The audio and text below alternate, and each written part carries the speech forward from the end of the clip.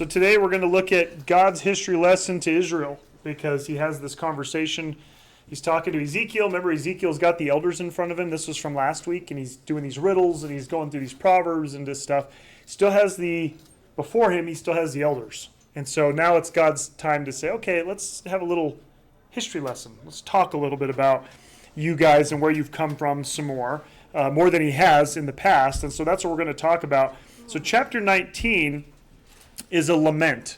It's basically, you think of Lamentations, the book, it's a lament. And that's what he tells Ezekiel to do, is to have this lament over Israel and the leaders. Interestingly enough, Ezekiel's lament is not like the traditional I'm sad. It is, but it's almost to some degree a parody. So he's kind of almost mocking a little bit with the lament. So it's a little bit different when it comes to just how it's crafted. But he does have this lament he throws to the elders, and that's kind of what they're going through. So let's read verses 1 through 4 in chapter 19. He says, "And you raise a lament about the leaders of Israel, and you must say, what a lioness was your mother among the lions. She lay down in the midst of young lions, and she reared her lion cubs. And she raised up one from her cubs. He became a fierce lion, and he learned to tear prey. He ate humans, and nations heard about him. In their pit he was caught, and they brought him with hooks to the land of Egypt."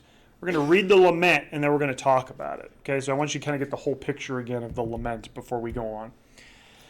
"And she saw that she was waiting in vain. Her hope was destroyed, and she took one from her cubs, and she made him a fierce lion. And he walked about in the midst of lions. He became a fierce lion. He learned to tear prey. He ate humans. And he knew their widows, and he devastated their cities, and the land was appalled, and everyone in it at the sound of his roar. And nations set out against him from the surrounding provinces, and they spread their net over him, and he was caught in their pit. And they put him in a collar with hooks, and they brought him to the king of Babylon. They brought him into a prison so that his voice would not be heard any longer on the mountains of Israel." Kind of weird imagery. So let's talk about it. You kind of got the whole picture now. This idea of lament, and it's this lioness and her cubs, and get caught and get a new cub, and it's kind of interesting stuff. But what does it mean? I mean, when you're reading this and the elders are receiving this, how would they have come away with it? So there's a few things to just keep in mind here. It's a lament or a dirge over Israel. So what's a dirge? Like a wedding song. Or not a wedding song, funeral song. Could be a wedding. Depending. Freudian slip. No. Funeral song. Okay, dirge is a funeral song. And a lament or a dirge, and it's over Israel. So you have to keep that in mind, that this is not a great thing. Like, he's not just giving a random story. It's meant to talk about a sadness or something that's happened to them. And so this lion, or these lions, represent figures of Israel. Now the hard part is, who do they represent? That's usually where the confusion flows in, is, okay, we know who it represents in general, but what about the individual players?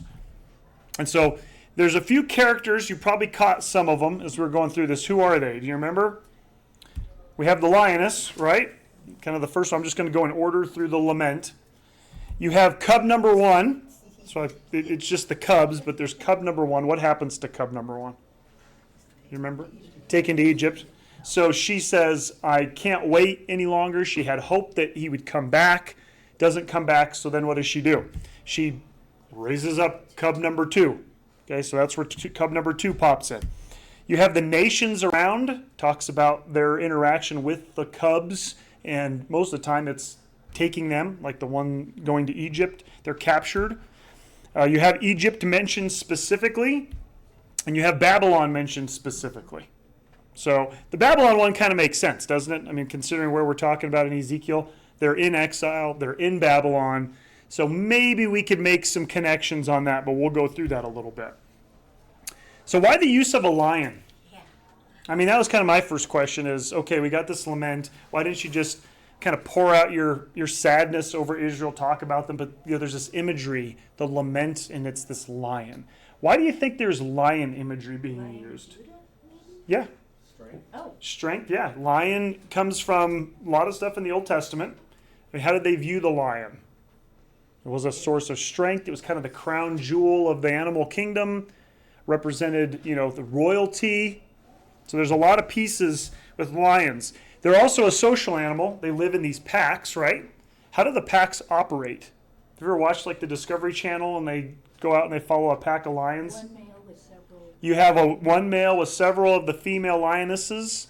And then what happens when there's a male lion cub born in a pack of lions?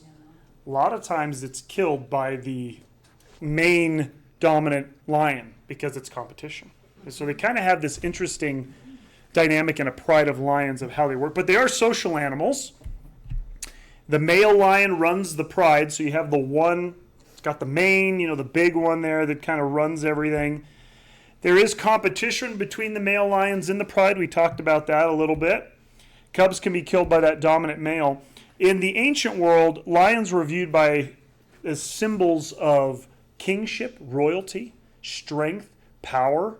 You think about some of the ancient imagery that Babylon had. They would have a picture of a lion with wings, and they would put that on the walls of their cities. A lot of the ancients, there's even some statues that show these ancient gods or ancient kings that had a lion like kind of in like a headlock, like, it was their pet. It was just a symbol of authority, of strength. And so that's probably to some degree why the lion's being used. The ancients would have had a concept of what does the lion represent? What does it mean?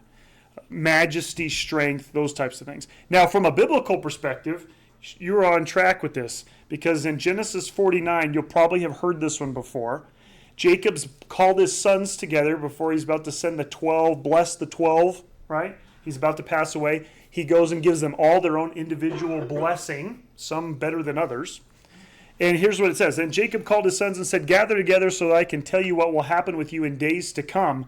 Assemble and hear, O sons of Jacob. Listen to Israel, your father. And then he goes into his blessing. And there's one specifically in here that matches what we were talking about. Judah, as for you, your brothers shall praise you. Your hand shall be on the neck of your enemies. The sons of your father shall bow down to you. Judah is a lion's cub. That sounds kind of familiar, doesn't it? From the prey, my son, you have gone up. He bowed down. He crouched like a lion, and as a lioness, who shall rouse him?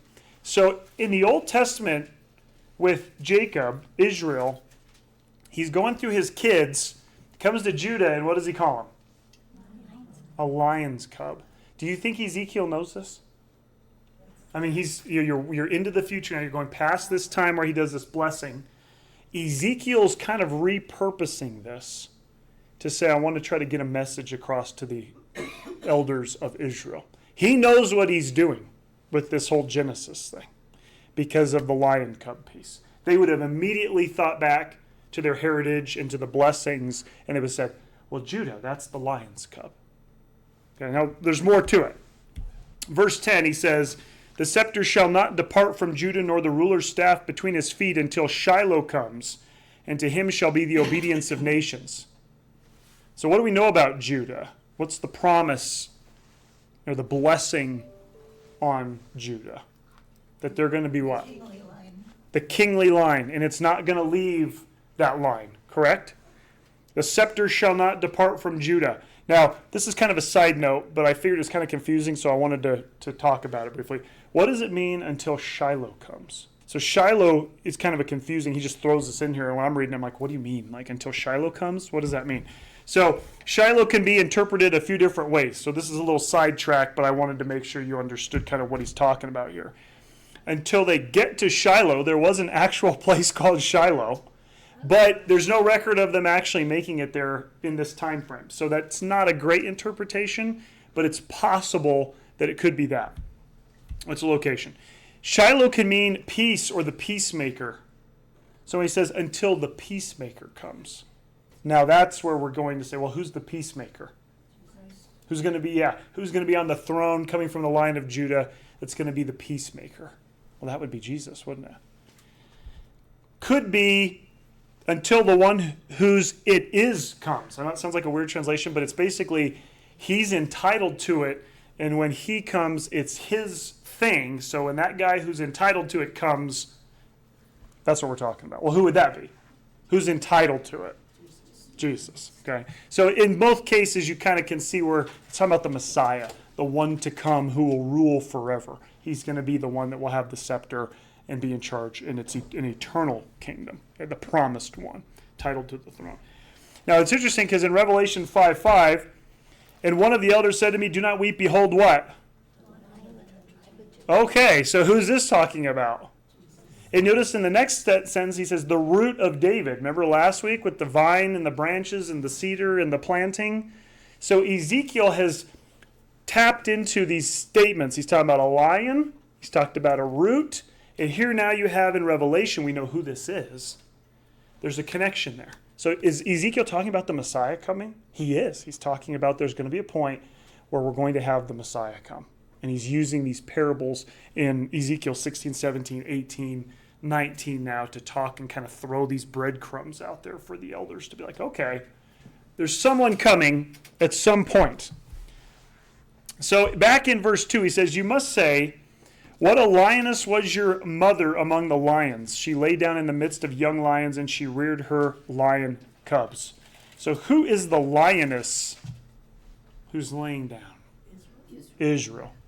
And you think about Israel in the midst of all the nations. Okay? A lion represents that kingship, that kind of royalty piece, but also can be representing a nation. And so here you have Israel amongst these others, and what is she doing? She's raising her cubs. Now, who would the cubs be? Probably the kings, the people who are going to be in charge of the nation. They're not the nation, but they're coming from it. That's the lioness and the cubs. Look at Genesis 49:8. Judah, as for you, your brothers shall praise you. Your hand shall be on the neck of your enemies. The sons of your father shall bow down to you. Judah is a lion's cub. Out of Israel comes Judah, correct? I mean, that's just the biological piece. He has these 12 kids. They get the land. Judah has a special place in the land because that's where the kings come from. Okay? And then when the nation splits, you have Israel and you have Judah. You kind of have two kings taking place. Now, I'm going to show you a chart here in just a second. In fact, here it is. This is the genealogy of the kings of Israel and Judah. It's probably a little bit, you can see it okay, but you can kind of see where Jeroboam ends up getting the northern kingdom. That's Israel. And you can see his line all the way down. And then you have some notable names there, like Ahab, not a great king, right? Jezebel. And then you have kids coming from there all the way down until eventually they get taken out. And they're taken out before Judah. So I think it's about like 100 years, 100 and some years before Judah is ultimately defeated by Nebuchadnezzar and destroyed. Israel, the northern kingdom, has already been wiped out. They're already gone. They've been defeated. Okay? So you go over here, you look at the other side. There's some notable names. Probably the one that's the most important in this list is up at the top, David. Because he was the greatest king of the land, right? I mean, the greatest king of Israel, greatest king of Judah. He comes from this line. And you can see Solomon there, and you go all the way down. Now you get down here to the bottom, and you have Jehoiakim, Jehoahaz, Zedekiah. See these three down at the bottom? And Josiah was their dad. He was a good king. And then you have these three. We're down here now with Ezekiel. So the time frame is we're at these three guys down here at the bottom. As we're going through it, he's sitting with the elders before him. What's happening in their world? Who's on the throne? Babylon has come in. They've taken out Jehoiachin. He's gone back to Babylon. They took him out. And then who got put on the throne for Jehoiachin? Do you remember? Guy at the far side. Zedekiah. They put him on. He's the puppet king. He ends up getting in trouble because he tries to go to Egypt. Remember the vine reaching out and trying to grab help. And then he ends up getting uprooted. He's the guy who ends up getting his eyes gouged out, his kids killed. And then that's the end of Jerusalem. When he gets eliminated, the place gets destroyed. That's when Nebuchadnezzar comes in and says, just take it all. Destroys it.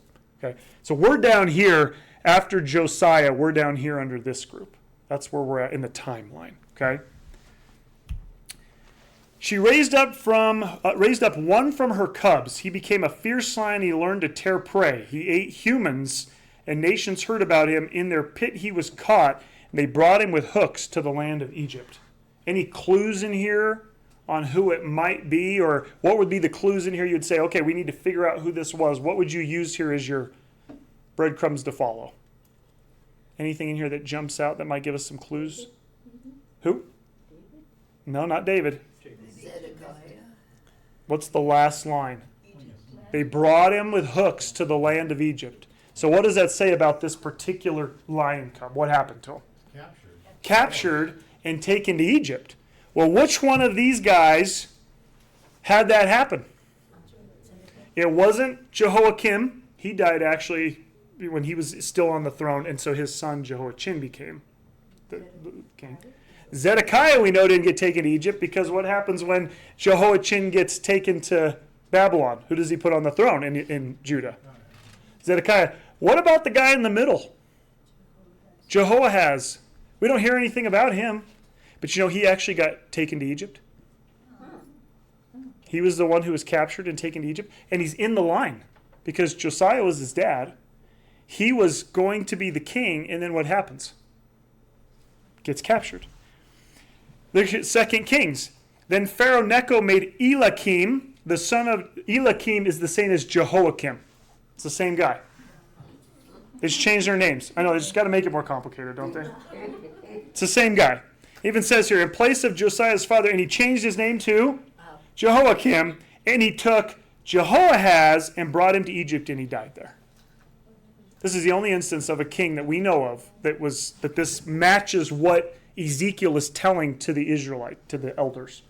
And so look where we're at. We're in the same time frame, and we have Jehoahaz, who was going to be the king, gets captured by Pharaoh and taken to Egypt, and they thought, well, maybe he'll be back. But did he come back? 2 Kings tells us what happened to him. He died there. Now, does that make sense with the lioness who has these cubs, and she's got two of them? One of them she's raising. Egypt captures that cub, and she's holding out hope that he'll be back. But he never comes back. That's exactly what happened historically. Okay?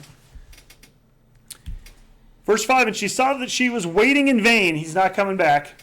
Her hope was destroyed, and she took one from her cubs, and she made him a fierce lion. So who's that going to be? It's over here. Jehoiakim. Jehoiakim actually ends up dying as he's in rule. He ends up dying, and when he dies, his son takes over, Jehoiachin. Well, what's the significance of Jehoiachin in this time period of Ezekiel? Was he the king? At one point, he was. He's at the very beginning, before things go south, before the exile takes place. Who's on the throne? Jehoiachin. And then Babylon comes in, and what do? They take Jehoiachin, and where does he go? To Babylon. That sounds like one of the other cubs. What happened to the second cub? Do you remember? Nations set out against him from the surrounding provinces. They spread their net over him, and he was caught in their pit, and they put him in a collar. It's basically it's exactly what it says. It's like a collar around a dog, so you can lead him around by a leash. With hooks, they brought him to the king of Babylon. They brought him into a prison so that his voice would not be heard any longer on the mountains of Israel. What happens to Jehoiachin? He gets captured by Nebuchadnezzar. He gets put in prison, and we even have the records in Babylon of his rations, of what he was given for food, and what he was, how they took care of him. And then what happens when Jehoiachin is now vacant from the throne of Israel? What's going on in Jerusalem? They need a king. And so Nebuchadnezzar does what? He puts Zedekiah on the throne.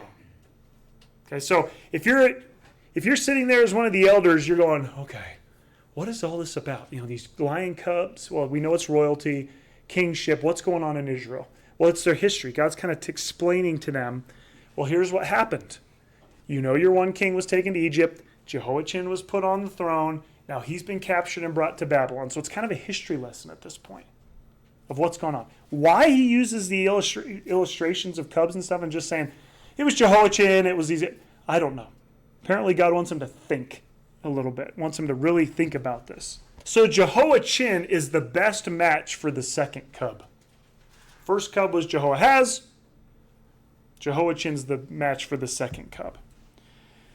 So he says that's not enough. I've got the same lament, but I'm going to give you a different illustration for it. I don't know if it's kind of like you guys are dense enough, you're not going to get this. Like, let's give you another one to see if it helps.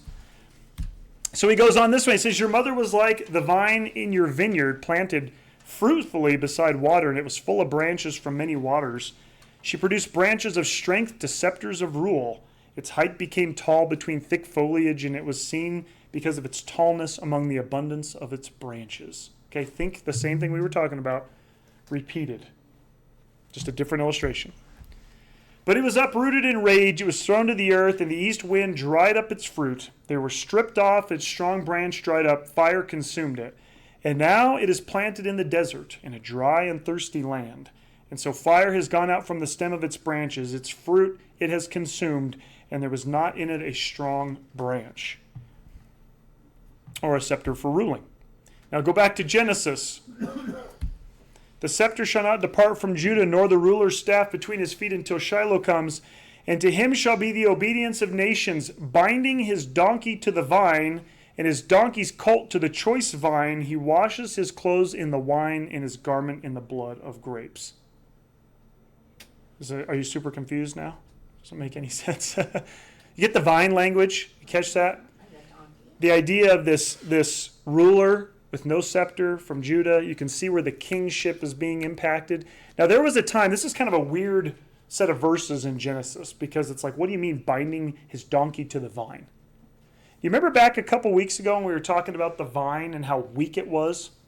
God's telling the vine what? I can't even hang a picture. Like, you really have no use. What's happening at this time with the vine? When he's talking about Judah at the height of his rulership, what are they using the vine for? To tie a donkey to it. In other words, it's strong enough that it's so big and it's become so powerful and so strong, they can actually tie a donkey to it.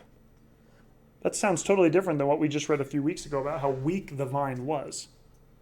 And here you also have this idea that they're washing their clothes in the wine and his garment in the blood of grapes. Well, what would grow on the vine? What kind of fruit did the vine produce? Grapes. And it was so abundant and there was so much of it that he's talking about they're just using it for common purposes. Using it to wash clothes in. Now, that wouldn't be a great idea, right?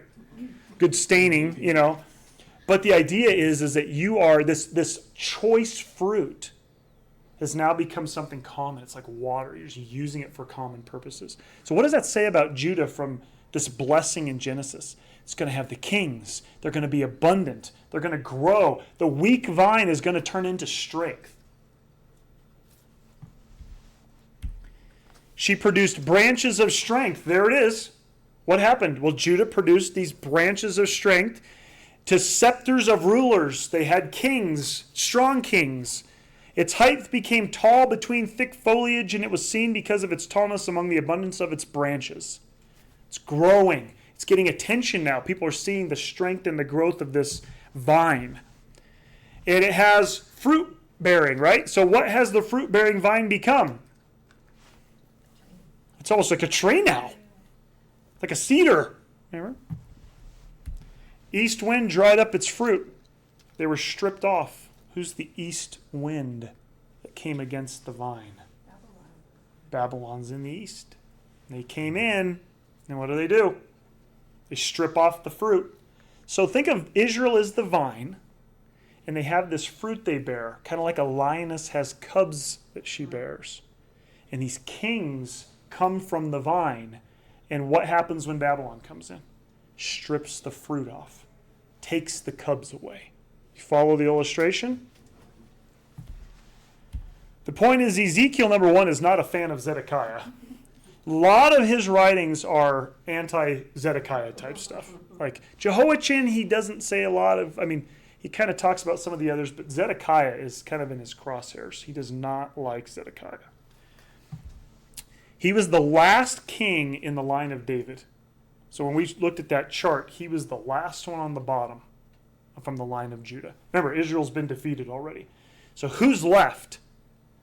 That's them. Zedekiah is it. And he's the puppet king on the throne. And what should he do? Just preserve the kingdom. A lot of them were probably thinking, I know Babylon's put you there. I know you're the puppet king. But if we want to stay in the land and we want to still have our portion, you just need to follow Nebuchadnezzar's rules. And what does he do? He goes out and tries to collaborate with Egypt. And then here comes Nebuchadnezzar. And he not only removes him, but then what does he do to Israel and to Jerusalem specifically? to the ground. Now, what if you're one of those people who's living in Jerusalem at that time? Just listen to Nebuchadnezzar. Don't get me kicked out of my home. Don't destroy us anymore. We've already got people in exile. We're already scattered. Don't do it. And then Zedekiah comes in and he does what he shouldn't have done. And judgment. Judgment. And it's across the whole area. Now, I say this because he's the last line of David. What would that mean to the people of Israel and Judah? They're going all the way back. And now you have hundreds of years gone by, and you have always had a king on the throne. Now what? It's over. Think about it from a covenant standpoint. God says, I'm going to have a son of David on the throne, like his kingdom will go on. And what are they witnessing happen with Zedekiah being gone now? There's no king. How would you take that spiritually? What are you thinking God's telling you by doing that? We're done. Like the covenant's over. Like he's done. They could be thinking this. The agreement with David to always have a king on the throne from his line, God's gone back on it. He said, I'm done with you. Now we know there's more to the story. But if you're in Israel sitting here watching this and you have no king, what are you thinking that means? God's done. The contract's over. He's done with us. Zedekiah's defeat is the first time in Judah Israel that the covenant with David seems to have been cut off. Every other time, even when they had bad kings, you could still trace it. Now there's nobody there. There's nobody on the throne. Not a good sign if you're sitting there as an elder in Babylon wondering what's going to become of this. What's going to happen here? So we're going to fast forward just a little bit. In the 7th year, in the 5th month, on the 10th day of the month, men from the elders of Israel came to consult Yahweh, and they sat before me. So now we've had these images, this lament that Ezekiel does, and then time passes, and all of a sudden here, who's coming to Ezekiel again? The elders. Okay. Now, we've had some dates before, but not a lot. Why here in chapter 20 does Ezekiel feel like he wants to throw a date in? There's a reason for it. So the date is August 14th, 591 BC. We can know this because of this information. We know that how when they went to exile, we know who was on the throne at certain times, and they can trace this. And so this takes us to August 14th, 591 BC. That's where we are. Okay? This is 11 months after Ezekiel has the temple vision. Do you remember when he gets taken to the temple and he sees all the bad stuff going on in Israel? And this is 11 months later. He gets this. So why are they coming now and why the date? Well, here's probably why. Jeremiah was a contemporary of Ezekiel. He's just back in Israel doing all of his stuff. Ezekiel's in Babylon doing his stuff about the same time. And here's what Jeremiah says. It was in the same year at the beginning of the reign of Zedekiah, the king of Judah, in the 4th year in the 5th month, that Hananiah, the son of Azur, the prophet, who was from Gibeon, said to me in the house of Yahweh before the eyes of the priests and all the people, saying, Thus says Yahweh of hosts, the God of Israel, saying,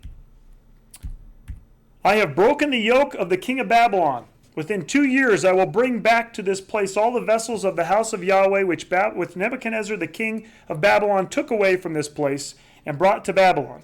And Jechoniah, the king of Jehoiakim, the son of Judah, and all the exiles from Judah who went to Babylon, I will bring back to his place, declares Yahweh, for I will break the yoke of the king of Babylon. So let's stop and break this down. Jeremiah is back in Israel, and you have this prophet, okay, I'm using this prophet, because Hananiah is telling the people there something. What is he telling them is going to happen? In 2 years, they'll be back. And who's coming back with them? That Jechoniah, the son of Jehoiakim. Who is the son of Jehoiakim? Jehoiachin. It's the same guy. I don't know why they always use these weird names. They mix this all up, right? He's coming back. Did he come back? Did they come back in 2 years? Nope. What is Hananiah doing here? It's false prophecy. False prophecy.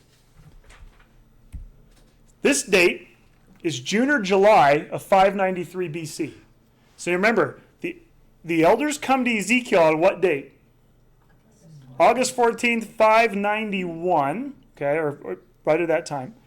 And this date is 593. Now you have to count backwards when you're going BC. Remember, AD we're going up, BC you're going backwards. How much time has passed between when Hananiah says this and when the elders show up? 2 years. 2 years. What did Hananiah tell them back in Israel? In 2 years you're coming back. Maybe that's why they decided to come and talk to Ezekiel. That there was this false prophet who had told them 2 years earlier, you guys will be back. Jehoiachin will be back. All the instruments of the temple will be back. The exiles will be back. And they're going, well, we're getting close. We're in August, June, July. Okay, it's been 2 years. We're right at 2 years. We're still here. We better go back. Now, the problem is that Hananiah is a false prophet. And so who are they listening to? And of course they're going to listen to this guy, because who doesn't want to go back? He's given them a word. He says it's from Yahweh, and then they're going, perfect, 2 years, we're out of here. And so they come to Ezekiel, who is their prophet. They're in exile. And they say, what's up? What's going on? So Hananiah claims that God told him they'd be back in 2 years. So the elders come to Ezekiel in exile, I should say August of 591.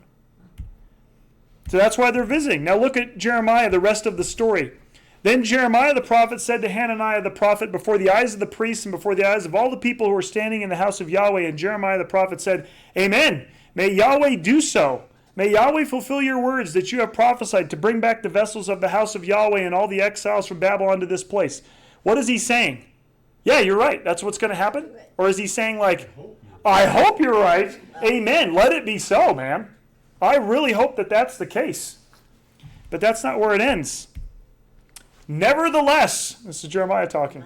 Listen, please, to this word that I am speaking in your hearing and in the hearing of all the people. The prophets who were before me and before you from ancient times prophesied against many countries and against great kingdoms of war and of disaster and of plague. The prophet who prophesies peace at the coming of the word of the prophet will become known as the prophet that Yahweh has truly sent. So what's going on? They had all these prophets that would show up, and then when bad things were happening, what would they do? Peace. Everything's going to be just fine. And he's going, no, it's not going to be fine. Ezekiel had to deal with this. When you had all these false prophets back at the time, they were doing all this bad stuff. What did they do? They came in and they wanted to satisfy the minds and the ears and the hearts of all the people, even though they were in sinful idolatry.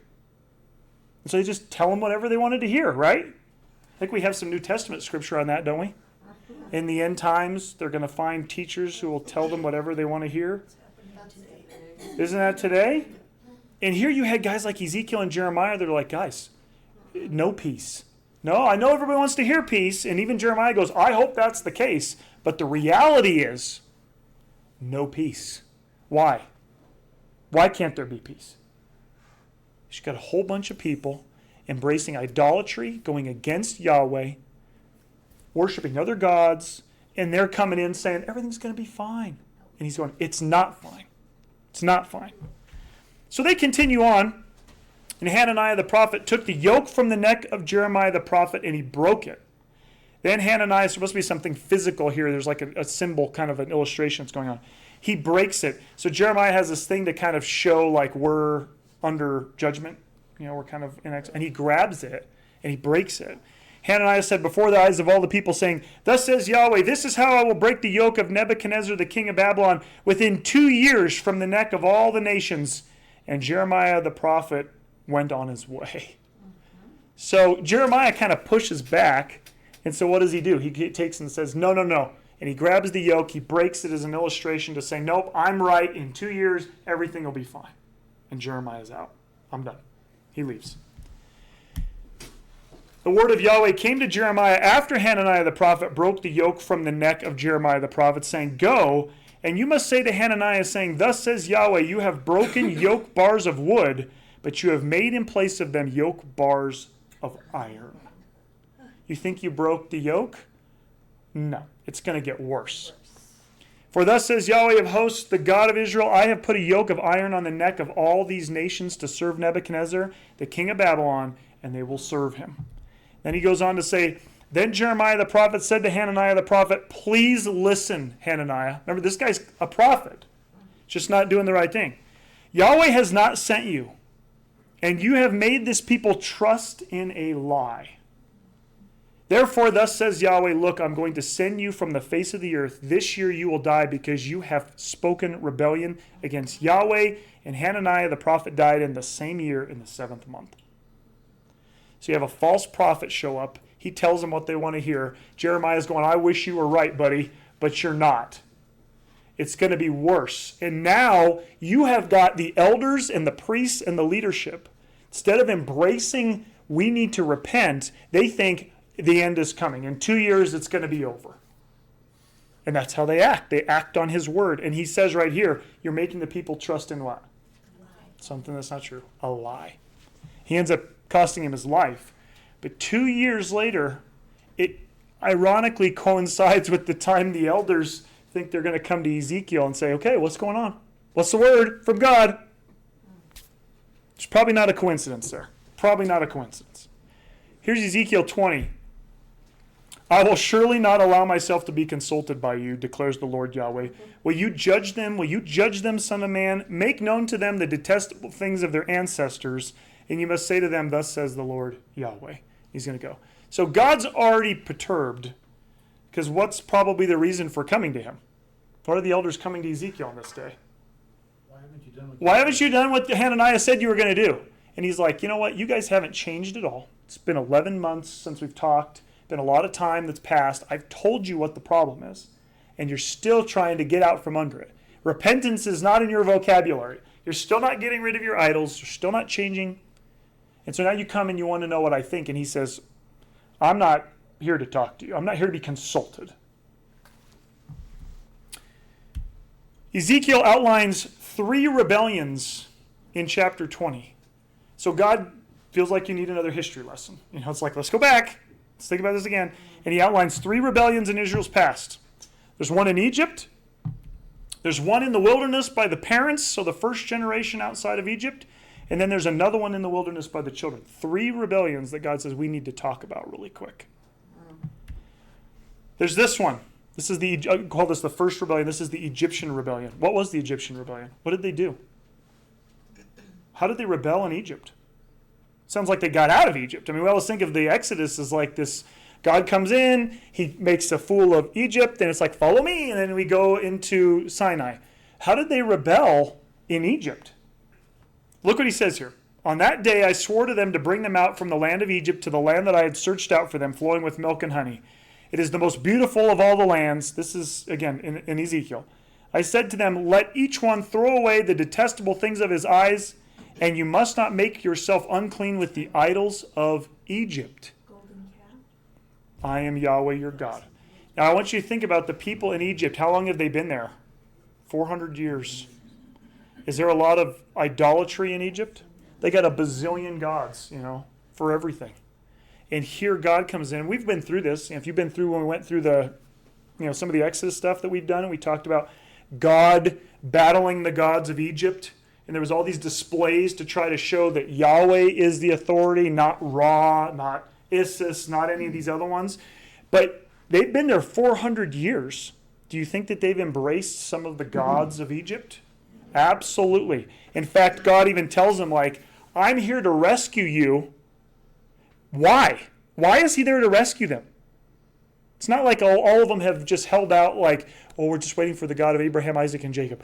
They've embraced Egyptian religion.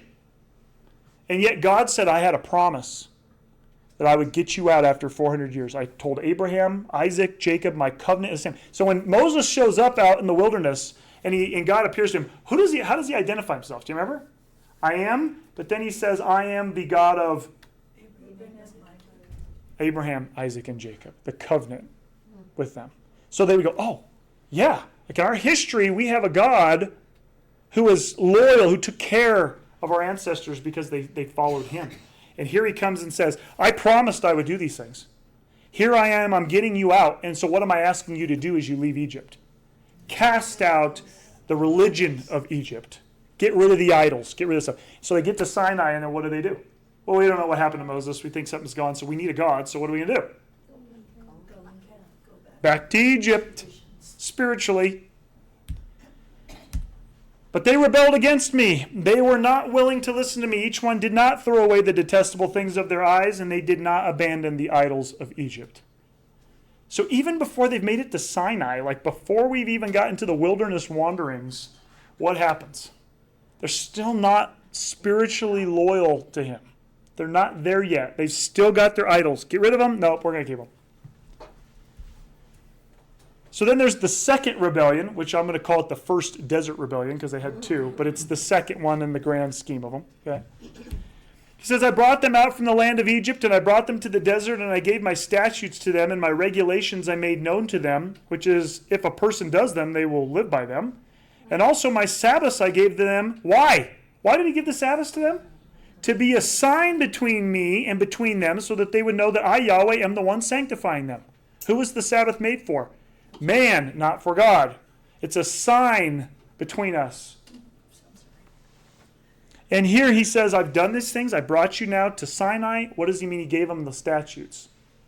What happened at Sinai? Here's the Ten Commandments. Now, some would say that was a blessing. They got the law. And others have written that that was a judgment in itself. Because as soon as they got the law, what happened? They were rebelled, but now they knew how rebellious they were. Remember, Paul says, I wouldn't know coveting if there wasn't a law that says thou shalt not covet. So some would say, well, it was a blessing, and others go, oh no, this was judgment. This was judgment for their rebellion. It's an interesting thought. But in the desert, the house of Israel rebelled against me. They did not walk in my statutes. They rejected my regulations, which, if a person does them, he will live by them, and they greatly profaned my Sabbaths. So now they're wandering around in the wilderness. This is the first generation. And are they staying true? Have they thrown out their idols? No, they've rebelled against God again. They don't even keep the thing that was supposed to be a sign of their relationship, the Sabbath. Then they have another rebellion, number 3. And I said to their children in the desert. So that group's been wandering, right? They don't get to go in, but they have a bunch of kids. So what about their kids? I said to their children in the desert, you must not go in the statutes of your parents. Don't do what your mom and dad did. You must not keep their regulations. You must not make for yourself unclean with their idols. I, Yahweh, am your God. So go in my statutes, keep my regulations, and do them, and treat my Sabbaths as holy, and they will be a sign between me and between you, that you may know that I, Yahweh, am your God. So this is to the kids now. Probably, this is way back, but you've got these 3 generations, you can kind of count. But the children rebelled against me. They did not walk in my statutes. They did not observe my regulations, which if a person does them, then he will live by them. My Sabbaths they desecrated. Man, God has got a case here, doesn't he? I get you out of Egypt, you don't throw your idols away. I take you and give you the law at Sinai, you're still in idolatry and you don't follow my rules. You have a generation of kids that I tell them to do it and they still don't do it. They don't get it either. Does this make sense why God can say these things even in light of the fact, remember when we talked about, was it last week, the soul whose sins will die? Because they thought, well, we don't have any choice because it was our parents. And here is he saying, no, I tried to get you, I tried to get your kids, and you guys still didn't follow. You rebelled against me even then. But despite the rebellions, God did something special after each one. I kind of broke it up to give you the rebellions, but I cut pieces out. I'm going to give them back to you. Back in 20 verse 9, but I acted for the sake of my name, to keep it from being profaned before the eyes of the nations among whom they lived, where I made known to them before their eyes to bring them out from the land of Egypt. You notice he says, I acted not because you guys really deserved anything, but because of what? For my name, the sake of my name. Does God hold his name in high regard in regards to honor? And so when he makes a promise and he swears by his own name, which remember with Abraham, when they have their ceremony with the animals they cut in half, and he says, there's no one else higher than me to swear by. So he swears by himself, by his own name. God says, I don't take that lightly. Because I made a promise by my own name, what did I do in Egypt? I got you out. Even though they didn't throw their idols away, he still got them out. Isn't that crazy? God's a God of honor. Like he honors his promises 100%. He says this in the first desert rebellion. They greatly profaned my Sabbaths. I decided to pour out my rage on them in the desert to destroy them. And I acted for the sake of my name, that it not be profaned before the eyes of the nations before whom I brought them out. Well, that's an interesting. So in other words, God actually pours out his rage on them, punishes them, because he also has to make it clear to the other nations, I am Yahweh. Like, you don't just get away with idolatry. But notice he says, but my eye took pity on them by not destroying them, and I did not completely destroy them in the desert. We're getting to see like this. God has every case against them. But in every instance, like, well, I promised I wouldn't do this. I promised I would get them out of Egypt. Yeah, they're bad, but I'm going to take pity on them. Kind of reminds me of Jesus hanging there on the cross, and what does he say about the people crucifying him? Forgive them. They don't know what they're doing. I just see echoes of that in this. I take pity on them. They don't really know what they're doing. And then in the last rebellion, but the children rebelled against me. They did not walk in my statutes. They did not observe my regulations.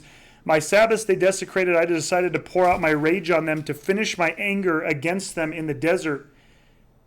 But I withheld my hand, and I acted what? For the sake of my name, not to be profaned before the eyes of the nations before whom I had brought them out before their eyes.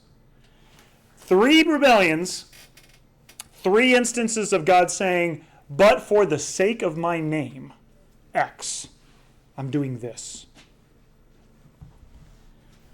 So to the rebellious elders, therefore speak to the house of Israel, son of man, and you must say to them, thus says the Lord Yahweh, again, in this your ancestors blasphemed me at their display of infidelity toward me. God hasn't moved on past the adulterous wife illustration yet. Your infidelity towards me is the problem. And they're going, it's been 2 years. We were told we get to go back. But they're still idol-worshiping, adultery people. And God's going, no. Your ancestors were not loyal to me. You haven't been loyal to me. How does that make God look when people do that to him from a national standpoint? What about the other nations? When they see God, who is the God of this group, and that group goes out and does everything immoral, what does that do to God's name? It's like a stain on it, isn't it? I mean, isn't it kind of like, well, I thought you represented that God. And so if that's your God and you're out doing all these detestable things, God says, for the sake of my name, I'm going to punish you. That's a little scary if you think about it from a national standpoint, just for us. At some point, does God say, for the sake of my name, it will not be drugged through the mud with your trash that you're doing? Goes on and says, therefore say to the house of Israel, thus says the Lord Yahweh, in the way of your ancestors will you defile yourself, and after the vile idols will you prostitute yourselves? And when you lift up your gifts, sacrificing your children through the fire, you are defiling yourself through all of your idols until today. And will I let myself be consulted by you, house of Israel? As I live, declares the Lord Yahweh, I will not let myself be consulted by you. What's God thinking here? What's he telling the elders? Hey, it's been 2 years. Can we get out? And he's going, you're coming to talk to me? You guys have some serious problems. Not only in your past, but currently. And he actually has some specific things he talks about. Bowing down to idols. Lifting up your gifts. They would go and they would pour out their gifts. They'd give their offerings to the idols. And then also he says, sacrificing your children through the fire.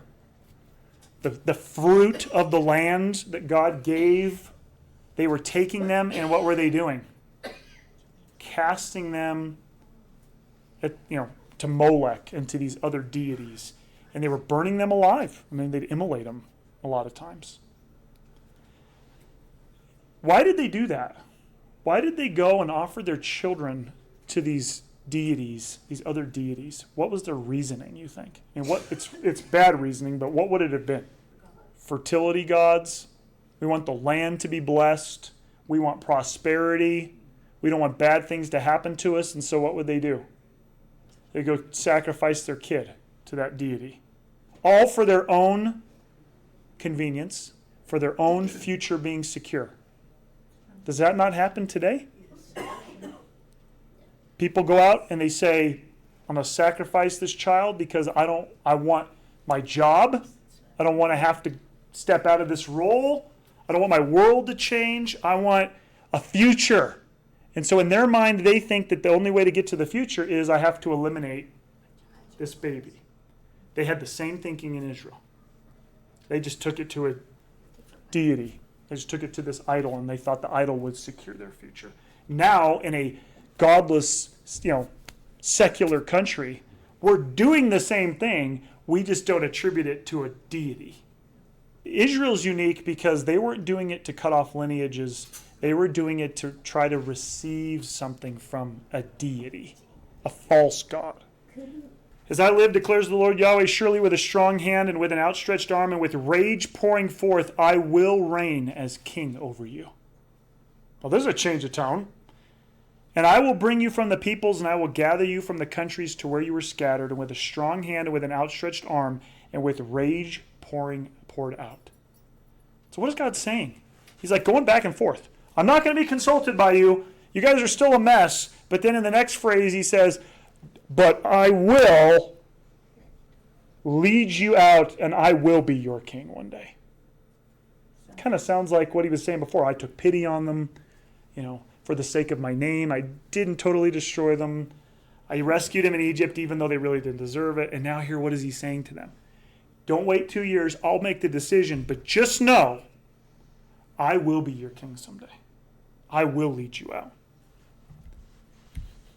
For on my holy mountain, on the mountain of the height of Israel, declares the Lord Yahweh, there all of the house of Israel will serve me, all of them in the land. I will take pleasure in them, and there I will accept your contributions and the best of your portions with all of your holy objects. I will accept you as a fragrant incense offering when I bring you out from the peoples, and I gather you from the lands to which you were scattered, and I will show myself holy among you before the eyes of the nations. So what is he going to do? What is he telling them? I will get you back there, and you will be my people. You wonder if they probably didn't get that totally. We can look back and make sense of it. They were thinking, when do we just get home? When do we get back to Israel? Okay, we'll get there. God's going to make sure that we do get back home. But it's bigger than that. Because when the real king, the Shiloh, the king of peace comes, what's he going to do? He's going to have a kingdom that's even bigger. And he's going to bring people in by faith. And they're going to serve him. And his is really farther reaching than just the walls of Israel. It's through the whole earth.